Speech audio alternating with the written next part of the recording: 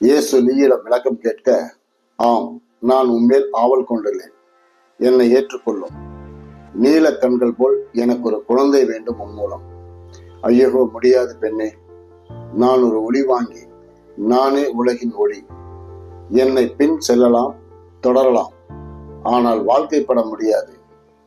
சீனத்தில் ஒளிபெயர்ச்சி பெறும் மாணவர்களாகட்டும் தன்னை ஒளி என்று கூறிக்கொள்வார்கள். பின்னாளில் கிரேக்கத்தில் இயேசு தன்னை ஒளி என்றார். தான் ஒளிபெயர்ச்சி பெற்றவன் என்பதன் சுருக்கமாக அதை விவிலியம், நான் இந்த உலகின் ஒளி, என்னை பின் செல்பவன் இருளில் நடவான் என்று பின் சேர்த்து கொண்டது கொடுமை. இயேசு பிரயோகித்த எல்லா வார்த்தைகளுக்குள்ளும் அர்த்தம் இருந்தது. பரவாயில்லை, எனக்கு பிள்ளைகள் வேண்டாம், நீங்கள் விடைபெறும் வரை உங்கள் அருகாமை வேண்டும். சிசியாய் உங்களுக்கு பணிவிடையாவது செய்கிறேன். சரி, உன் இஷ்டம் போல் செய், ஆனால் மனதளவில் கூட என்னை இம்சத்தை விடாதே.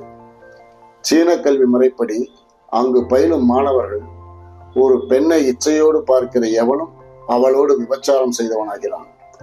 அதையும் பின்னாளில் இயேசு தன் போதனைகளில் ஒன்றாக கூறியிருக்கிறார். சீனத்து கல்வி முறை போதனைகள் பொதிந்ததாய் இருக்கிறது.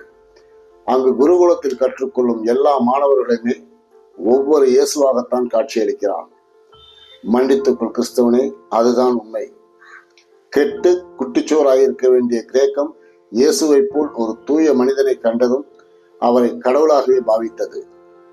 100% கெட்டுப்போய் காட்சியளித்த கிரேக்கத்தில் அந்த 100% தூய்மையான ஒரு மனிதனை, கூடவே சாகசங்களை செய்யும் ஒரு மனிதனை கண்டதுமே அவர்கள், ஐயா, இவன் கடவுள் என்று தீர்மானித்தனர். இதுதான் உண்மை. 6 மாதத்தில் எல்லா பயிற்சிகளையும் ஐயமின்றி கற்றுக்கொண்டார் இயேசு.